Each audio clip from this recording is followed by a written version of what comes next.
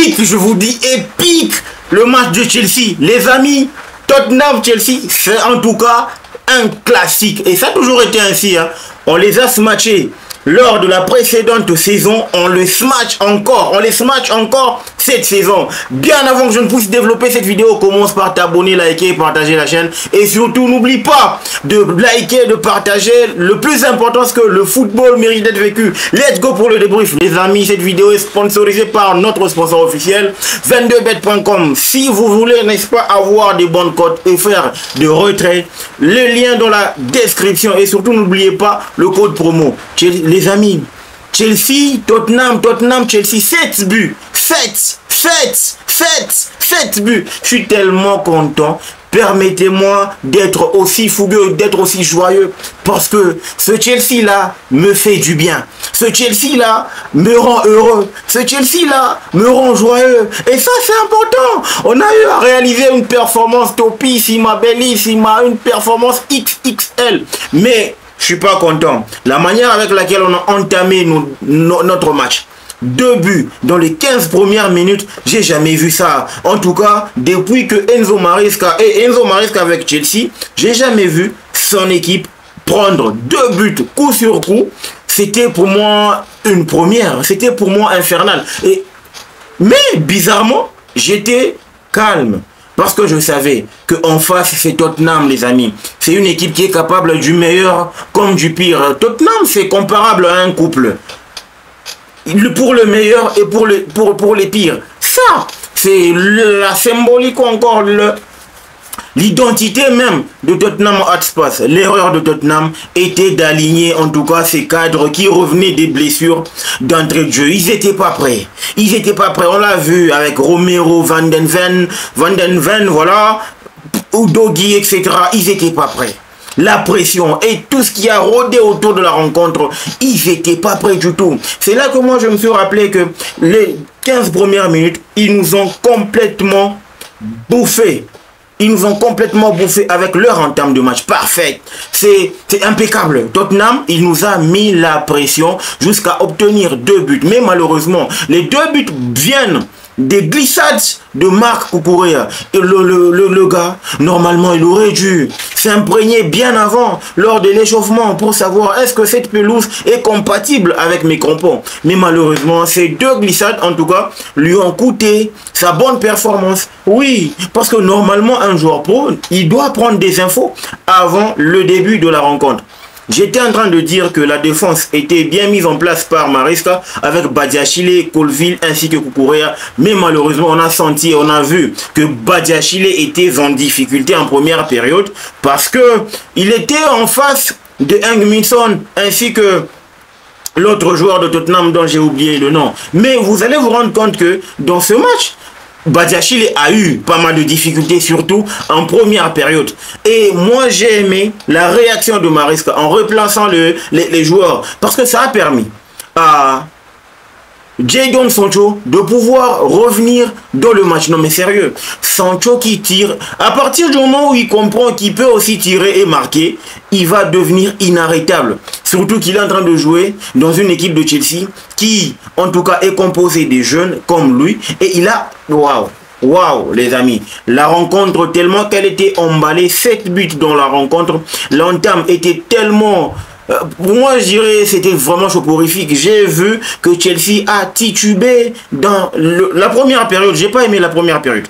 La première période lancée par Chelsea, je l'ai pas aimé, ou encore jouée par Chelsea, je l'ai pas aimé parce que elle est entachée de beaucoup d'irrégularités, beaucoup d'erreurs de placement, beaucoup d'erreurs individuelles. À l'instar des placements, surtout le but de Solanke, il devance. Colville, pour moi, il est en train de rêver. Généralement, pour un défenseur aussi malin, il ne peut pas permettre à ce que Solanke puisse marque, en tout cas dans ces genres de conditions. C'est là que moi je me suis dit, Colville, il doit apprendre. C'est vrai, sa fougue, etc., sa jeunesse, mais il doit apprendre. Et on sent que Fofana manque cruellement dans cet effectif. Quand on parle de la configuration individuelle, je vois que Caicedo également, il n'a pas su bien couvrir son côté droit, mais c'est juste qu'il est dans une forme de sa vie Ça a permis en tout cas de ne pas choper son carton rouge. Oui, la VAR ainsi que l'arbitre ont jugé bon que c'était pas aussi une action trop dangereuse. L'impact n'était pas dangereux, mais c'est vrai, il y a eu une espace semelle, mais c'était pas dangereux. Donc en gros, on comprend que il y a un gars qui a décidé complètement d'exceller et de tourner à la Frank Lampard. Enzo Fernandez, les amis. Qu'est-ce qui va pas avec ce garçon?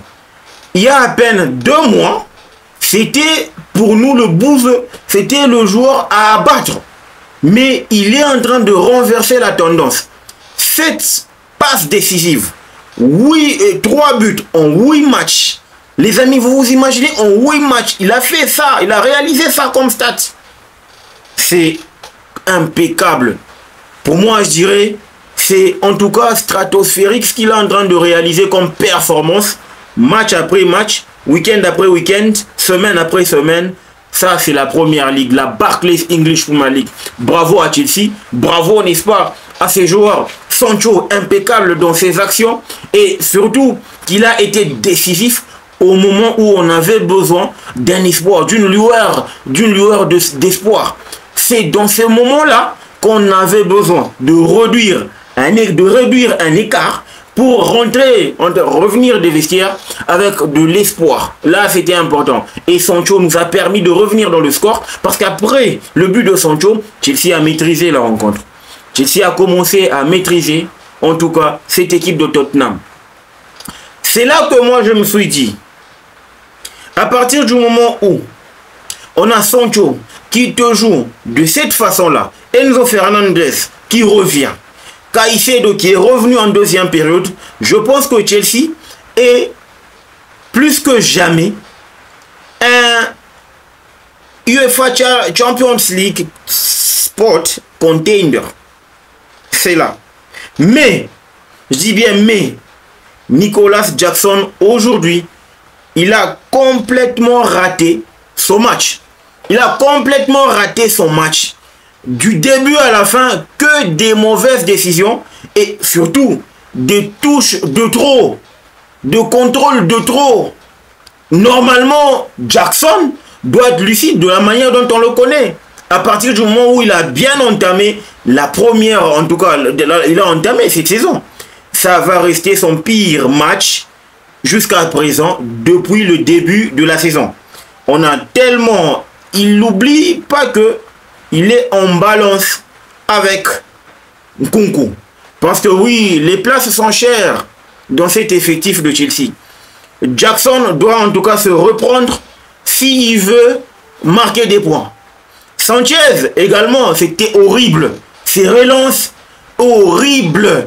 Mais malheureusement, c'est l'enfant chéri à Enzo Maresca. On ne sait pas ce qu'il garde d'Enzo Maresca, mais sérieusement, il garde sa place de titulaire. Je sais pas. Le momentum dans ce match, pour moi, ça a été la réduction du score qui amène à l'équilibre de la rencontre, qui amène Chelsea à pouvoir redistribuer les cartes dans le jeu. Parce qu'en deuxième période, Chelsea recule. Il fait monter Malo Gusto pour en tout cas permettre à ce que le côté droit puisse exister et Caicedo revient dans la configuration normale. C'est là que Chelsea est devenu tout autre. C'est là que Chelsea a complètement changé de visage et c'est là que Chelsea a commencé à être beaucoup plus tranchant. Ça, c'est ce que j'ai aimé de la tactique d'Enzo Maresca. Parce que sérieusement, ça m'aurait fait mal de rentrer à la maison avec 0 point. Parce que je connais, et même hier, ce matin, je vous ai fait la vidéo pour vous dire que c'est l'équipe la plus inconstante qui soit dans cette ligue. Ils peuvent venir du Etihad Stadium avec une victoire 4-0 face à City et perdre face à Brighton ou perdre face à Bournemouth FC. Ça, c'est Tottenham. Nous, on n'avait pas droit à perdre ce match. Et bravo à Cole Palmer parce qu'il revient et il dit doublé, il répond.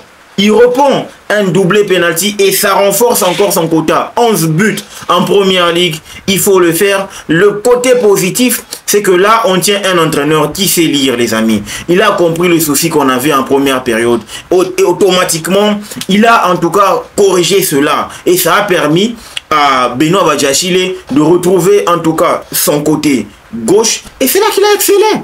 Il a aussi permis à Badiashile de pouvoir corriger son match. Colville, il est repassé dans l'axe et ça a permis à l'équipe de pouvoir respirer. Seulement, aujourd'hui, notre Nieto, dans des mauvaises décisions, que des doutes et surtout des percussions ratées. Il a, en tout cas, lui aussi, et malheureusement, il va être suspendu. Malheureusement, il va être suspendu. Je pense que Chelsea doit améliorer. Doit améliorer. Revoir un peu la copie. Je le réitère, presque à chaque vidéo. Revoir la copie. Sanchez, revoir la copie de la défense. Parce que ça commence à en faire de trop.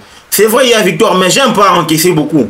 4-3, ok, c'est un match de points. Mais quand on en prend 3 et surtout 2 buts durant les 15 premières minutes, ça en dit long. Il va falloir bosser encore et encore pour permettre à cette équipe de Chelsea de revenir et de tuer, d'être beaucoup plus coriace. C'est vrai, c'est vrai. Parce que la tactique mise en place, si on veut en tout cas, l'erreur c'est que on n'a pas un right center back, un défenseur droit. Ok, on l'a pas. C'est ce qui nous pose problème. Parce que je voulais dire, Tosin, il n'est pas Tosin. C'est vraiment pas ce que Chelsea a besoin. C'est en deçà, en termes de performance, en termes du standing de Chelsea. Voilà pourquoi Badiashile a été préféré. C'est pour ça que Chelsea est en train de lorgner sur Elton Rice, voilà, un petit défenseur. En termes d'âge, bien sûr, pas en termes de gabarit. Il a 18 ans, c'est un gamin de Palmeiras. Et aussi Anselmino, le défenseur de Boca, qui a 20 ans, qui doit venir en janvier. Parce que on juge qu'on a vraiment ou encore réellement besoin d'un défenseur droit. Fofana, en raison des blessures répétitives de Fofana. Donc les amis, c'était là la rencontre Tottenham-Chelsea. Une rencontre qui a toujours été riche en émotions, en spectacle, en buts. On a eu droit à 7 buts, des cartons jaunes, des belles percussions, des tirs. Et on a eu droit à une très bonne copie de la part des deux équipes. Et surtout que face à les équipes, en tout cas, qui sont coachées par Ange Postecoglou, offrent du spectacle parce que derrière, c'est un boulevard. Et on l'a vu, Chelsea a profité du match pour se refaire une santé. Là, on est deuxième à 4 points de Liverpool, ce que ça permet de booster encore une fois la confiance. Prochaine rencontre face à Brentford. Et les amis, pour info, Pedro Nieto ne va pas jouer. C'est Noni Madueke qui va jouer. Raison pour laquelle il est même monté en jeu. Jackson doit se reprendre. Parce que le plus important est que nous puissions continuer sur cette lancée. Pour le moment, je vous laisse en tout cas. Prenez soin de vous, la santé au maximum, surtout accrochez-vous. N'oubliez pas de vous abonner, de liker, de partager la chaîne. Le football mérite d'être vécu. Ciao!